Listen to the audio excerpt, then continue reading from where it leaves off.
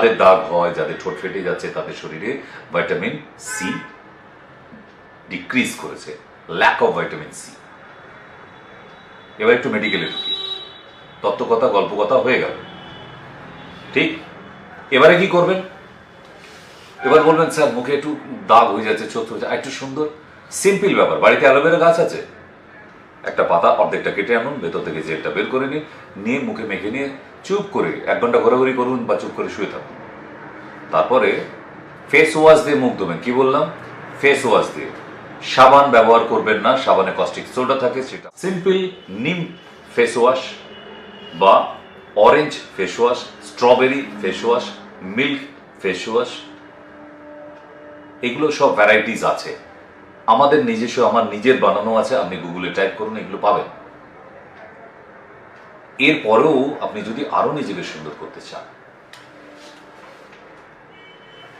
তাহলে অ্যালোভেরা আর আমলা 15 ml করে 1 glass জলের মধ্যে সকালবেলা খালি পেটে মিক্স করুন, খেয়ে নিন, দেখুন আপনি কেমন সুন্দর হয়ে উঠছে।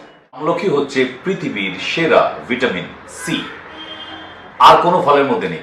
আপনি এখন নাম করবেন স্যার একটু কমলা লেবু, আবার ফ্যাশন করছেন, স্যার একটু মৌসুমি লেবু। ওই কমলার মৌসুমি দুটো কি বাদ দিন, ওই দুটো মেয়েকেই কাজে লাগে না আমাদের, বুঝতে পেরেছেন? ওসব দামি ফলে যেতে হবে না, শুধু আমলকি সিদ্ধ করে ভাতের সাথে চটকে খেয়ে নিন প্রতিদিন। আপনি দেখবেন আপনার ত্বকে একটা নখ দিয়ে আঁচড় কাটলেও কোনো দাগ হচ্ছে না। যাদের দাগ হয়, যাদের ঠোঁট ফেটে যাচ্ছে, তাদের শরীরে ভিটামিন সি ডিক্রিজ করেছে। সাবান ব্যবহার করবেন না, সাবানে কস্টিক সোডা থাকে, সেটা আপনার ত্বকের স্কিন ভেরি সেন্সিটিভ, ডিস্ট্রয় হয়ে যেতে পারে। ক্লিয়ার?